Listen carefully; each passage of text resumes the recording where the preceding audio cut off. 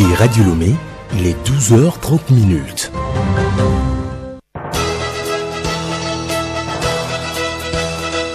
Le journal Geneviève Bognon. Madame, Monsieur, bonjour et merci de nous rejoindre à l'heure du journal de la mi-journée. La nouvelle Assemblée nationale du Togo entre en fonction ce mardi. Les nouveaux députés inaugurent la 5e République togolaise puisque l'Assemblée sortante a adopté une nouvelle constitution. Le rôle d'un député dans un régime parlementaire à suivre dans ce journal. On connaît désormais les noms des conseillers régionaux du Togo. La Cour suprême a proclamé ce matin les résultats définitifs des régionales du 29 avril dernier. Le parti politique Union pour la République UNIR remporte 137 sièges sur les 179. Nous vous proposons dans cette édition les résultats de la région maritime. Ce 21 mai est consacré à la Journée mondiale de la diversité culturelle. Pour le dialogue et le développement, l'UNESCO appelle à célébrer la diversité culturelle et à construire la solidarité intellectuelle et morale. Et puis sport, football, les demi-finales retour de la Coupe du Togo se jouent cette semaine, battu par la SCK, 1-0 à l'aller. L'AS OTR a encore des chances de qualification. radiolomé.tg. Une fois encore, bonjour. Les députés élus le 29 avril dernier ont répondu présent ce matin à l'Assemblée nationale. C'est à l'occasion de la session de droit. Celle-ci est caractérisée par 5 points à l'ordre du jour. Hortense Djoua. Le doyen d'âge Aimé Tchabouré-Gogué a listé les 5 sujets à l'ordre du jour, à savoir les communications, le mot d'ouverture, l'amendement du règlement intérieur, l'élection du bureau et les divers. Au sujet de communication, le doyen a rappelé les recours formulés par certains candidats et les décisions rendues par la Cour constitutionnelle. Ensuite, dans son mot d'ouverture, Aimé Tchabouré-Gogué a souhaité 4 objectifs pour la nouvelle législature. Il s'agit notamment d'un travail mutuel, œuvrer pour une solidarité nationale et participer à la promotion de l'état de droit. Il déclare, je cite, « Je nous souhaite d'être des législateurs audacieux. » Pour ce qui est du règlement intérieur, il sera rédigé par une commission de 19 députés, dont 16 de UNIR et 3 de l'opposition. Des noms comme Victoire Tomega Dogbe, Selom Klassou, Tchao Chalim, Ibrahima Meminatou, Aimé Tchabouré-Gogué et Adjamabo Kafu vont y siéger. À terme, ce règlement intérieur sera envoyé à la Cour constitutionnelle pour conformité. Après cette étape, suivra l'élection du bureau de l'Assemblée nationale. Avant d'entamer cette session de droit, les députés ont chanté l'hymne national Terre de nos aïeux. La commission chargée de rédiger le règlement intérieur s'est mise immédiatement au travail. Et dans le régime parlementaire, le député occupe une place centrale dans la vie démocratique du pays. Investi par les citoyens, il est le porte-voix de leurs aspirations. Le rôle de ce député dans la République avec Nabara Nafara Noudar. L'une des attributions fondamentales du député réside d'abord dans sa participation active au processus législatif. Il examine, amende et vote les lois, contribuant ainsi à l'élaboration des règles qui régissent la société. Il veille à l'application des lois et au respect des principes républicains par le gouvernement, pouvant le censurer en cas de manquement. Ensuite, porte-voix des citoyens, il relaie leurs préoccupations auprès des institutions et joue un rôle de médiateur entre les administrés et les pouvoirs publics. Garant des libertés individuelles et des droits fondamentaux, il lutte contre les discriminations et promeut les valeurs de la République. Enfin, le député assure la connexion entre le peuple et ses représentants, nourrissant le débat démocratique et participant à la construction d'une société plus juste et inclusive.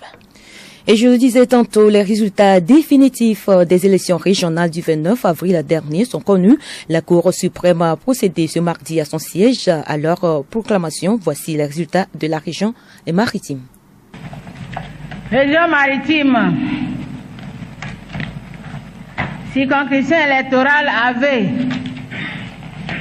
Bâtir, Folie Yawa Emefa, Unir, Jamado Komi, Maouli, Diako, Gligbe, Kujo, Kudaje.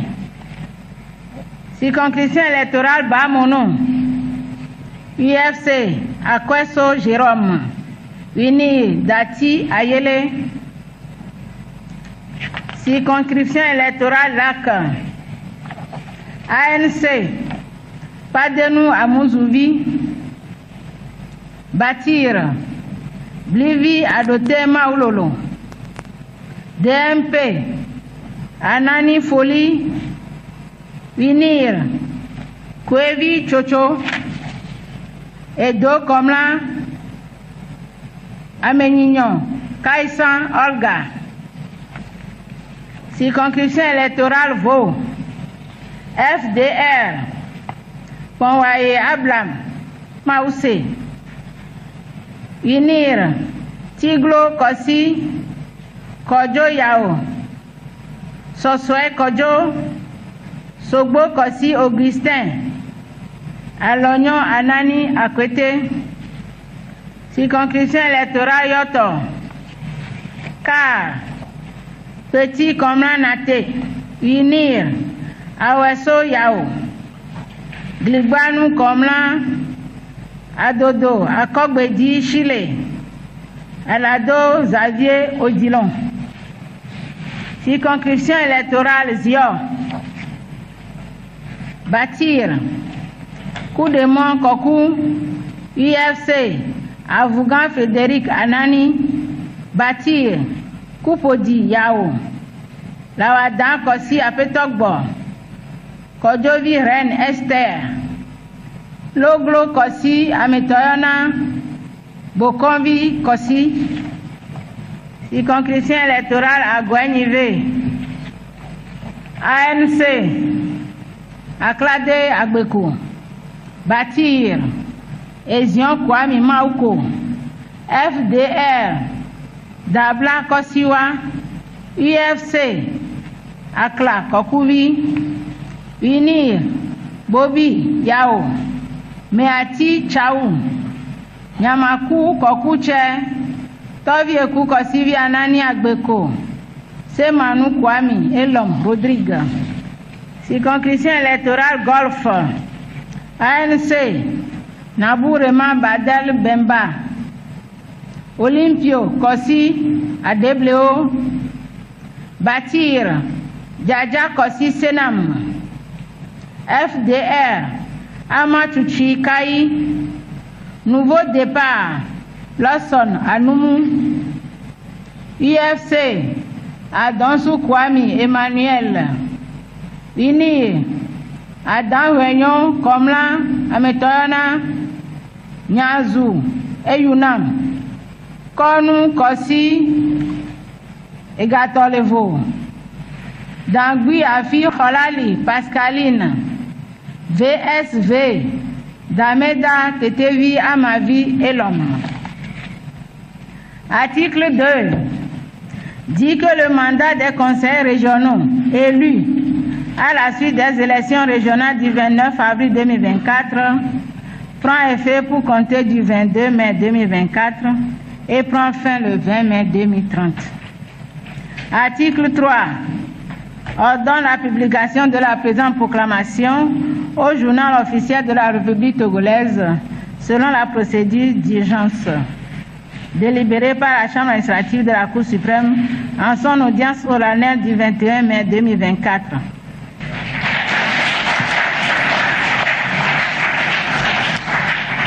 Écoutez Radio Lomé et vous avez tout le Togo dans votre maison. Autre sujet de cette édition, le réseau francophone de la régulation des télécommunications Fratel tient son 21e séminaire depuis ce matin à Lomé. 48 pays membres du réseau vont échanger autour du thème économie de la donnée et services numériques, quel enjeu de régulation technico-économique. L'objectif est de maintenir la coopération et le partage d'expériences et d'informations entre les autorités de régulation des pays membres du réseau Fratel. Cette coopération va mieux assurer les métiers de régulation et accompagner le développement de l'écosystème dans les pays membres. Nous y reviendrons. La journée mondiale de la diversité culturelle pour le dialogue et le développement, c'est ce 21 mai. Cette journée célèbre non seulement la richesse des cultures, mais aussi le rôle essentiel du dialogue interculturel pour la paix et le développement durable. À cette occasion, UNESCO appelle chacun à mettre en valeur la diversité culturelle et à construire la solidarité intellectuelle et morale. Rebecca Gogomna. Selon l'UNESCO, 89% de tous les conflits actuels ont lieu dans des pays où le dialogue interculturel est faible. Pour forger une coopération efficace et maintenir la paix, le renforcement du dialogue interculturel doit être une priorité. Le secteur culturel et créatif constitue l'un des moteurs de développement les plus puissants au monde. Il représente plus de 48 millions d'emplois à l'échelle globale et près de la moitié sont occupés par des femmes. C'est également le secteur qui emploie et offre des opportunités au plus grand nombre de jeunes de moins de 30 ans. La dimension culturelle est également présente dans les 3/4 des grands conflits mondiaux. Combler le fossé entre les cultures est urgent et nécessaire pour la paix, la stabilité et le développement.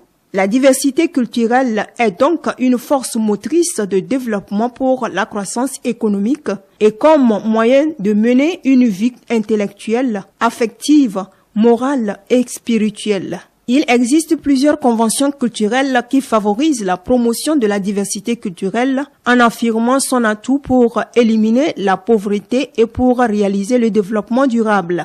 Ces traités internationaux s'efforcent de protéger et de sauvegarder le patrimoine culturel et naturel mondial. Citons un exemple, les sites archéologiques, le patrimoine subaquatique, les collections des musées, le patrimoine immatériel comme les traditions orales et d'autres formes de patrimoine. Cela vient soutenir la créativité, l'innovation et l'émergence des secteurs culturels dynamiques. De la culture à l'économie, le secteur agricole, l'un des piliers de l'économie togolaise, a besoin du financement. Ce financement passe par le mécanisme, les intrants, l'irrigation. La page économique de ce mardi parle de la construction des voies pour faciliter le transport des produits agricoles. Léontine Atogima. Les producteurs agricoles ne peuvent pas accéder aux différentes localités sans infrastructures, notamment routières. Les paysans ont du mal à écouler leurs produits par manque de routes. D'où l'urgence de penser à la construction des infrastructures, exhorte Dr Mabouda Diagne, vice-président chargé des finances et des services institutionnels de la Banque d'investissement BIDC. Il est important de construire des routes, il est important de construire des barrages, mais il est extrêmement important, voire vital, d'aménager des centaines de milliers d'hectares, d'amener l'eau et d'accompagner la jeunesse à aller dans l'agriculture. Il faudrait que les pays africains, la CEDEAO, à travers aussi les banques de développement comme la BOAD, la BIDC, la Banque africaine de développement, qu'ils accompagnent les pays à investir dans les infrastructures agricoles. Il est temps que nos gouvernements sachent que la priorité de se nourrir d'abord. Et cet argent-là que l'on dépense aujourd'hui en important, si on n'importe plus, on peut l'investir dans l'agriculture, on peut l'investir dans les infrastructures, on peut investir dans les écoles de formation professionnelle. Le Togo l'a compris. Dans sa feuille de route 2020-2025 figure la construction des pistes rurales. Sur la période 2021-2023, plus de 2000 km de pistes rurales ont été construits sur un total de plus de 4000 engagés. Et selon la loi de finances 2024, 53 milliards sont mis à la disposition du ministère du Désenclavement et des pistes rurales pour la réalisation de 21 ponts dans les 5 régions du pays. Le 20 mars dernier, le chef de l'État Faure Sozimna Simbe a d'ailleurs procédé au lancement des travaux de construction de ces ponts à Ogukolinde dans l'Est Mono. Le journal Geneviève Bonny. Actualité internationale en République démocratique du Congo, 48 heures après l'attaque contre le palais de la nation et la résidence de Vital Kamerhe, la ville de Kinshasa a repris ses activités habituelles. Le trafic est redevenu normal, les bureaux ont rouvert et les écoles fonctionnent normalement. Les enquêtes ont été lancées et les interrogatoires des personnes impliquées dans l'attaque sont en cours. En Haïti, l'arrivée des premiers policiers kenyans est attendue dans les jours à venir. Le Kenya s'est porté volontaire pour mener une mission multinationale afin d'aider le pays à lutter contre les gangs armés. Le feu vert de l'ONU a été donné en octobre 2023, mais de nombreux rebondissements juridiques au Kenya ont notamment retardé ce déploiement. Le procureur de la Cour pénale internationale a réclamé lundi des mandats d'arrêt contre le premier ministre israélien Benjamin Netanyahou et des dirigeants du Hamas pour des crimes de guerre et des crimes contre l'humanité présumés commis dans la bande de Gaza et en Israël. Une demande qui représente une équivalence inacceptable pour les Israéliens. L'Iran entame ce mardi 5 jours de deuil avec une série de cérémonies dans différentes villes du pays. Mercredi à Téhéran, les fidèles pourront accompagner les dépouilles du président Ibrahim Raïsi et de son ministre des Affaires étrangères et des autres personnes présentes dans l'hélicoptère. Les sports pour refermer cette édition, les demi-finales retour de la Coupe du Togo se jouent cette semaine. Après avoir perdu à l'aller 1-0, l'AS OTR a encore la chance de renverser la tendance Edo Assignon. Les poulets d'Ametokoro King Mesa ont encore leur carte en main face à l'ASK. Après avoir trébuché 0 but contre 1 à l'aller, Djadja Ablanvi et les siens reçoivent ce mercredi au stade d'Atakpamé les conducteurs de la Cosa. Pour aller en finale, les poulets de King Ametokoro Mesa doivent marquer 2 buts sans en prendre face à l'ASK. AS OTR et ASK, le match se joue ce mercredi. La seconde demi-finale retour se joue jeudi. Elle oppose Gomido de Kpalimé à Asko de Kara. À l'aller, les Showboys ont été sèchement battus par Asko 1-4. Gomido Asko, le match se joue jeudi à 15h30 sur les mêmes installations. Éliminatoire Coupe du Monde 2026, la liste de Paulo Duarte est attendue jeudi pour les confrontations face au Soudan du Sud et à la RD Congo. Le 5 juin, les éperviers reçoivent au stade de Kégué à Lomé le Soudan du Sud. Le 9 juin, ils jouent en déplacement face aux léopards de la RD Congo à Kinshasa. Le match de Lomé sera arbitré par un quatuor tunisien. Du volleyball pour finir, la 4e journée du championnat senior a été disputée le week-end écoulé. Chez les hommes, OTR a dominé CDA 3-7-1. C'est sur ce même score que Étoile Filante de Lomé s'est débarrassée de Doves. Dito a chuté devant AVBC 2-7-3. La police prend le meilleur sur Divolka 3-7-2. Agaza perd devant Phoenix 1-7-3. Chez les femmes, Agaza domine Divolka 3-7-2. Et pour être au complet, championnat africain de football scolaire Tanzanie 2024, l'équipe scolaire féminine U15 du Togo pour son premier match ce mardi a concédé le nul 0 but partout face à la Gambie.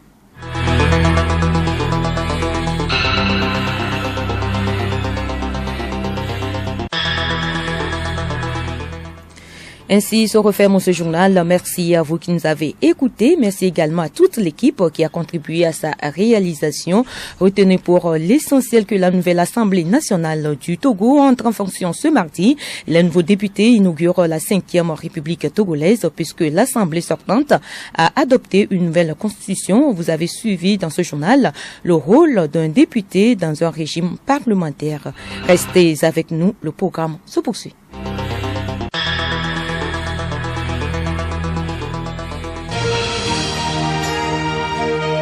Radio Lomé, boîte postale 434, email radiolomé@radiolomé.tg. Radiolomé.tg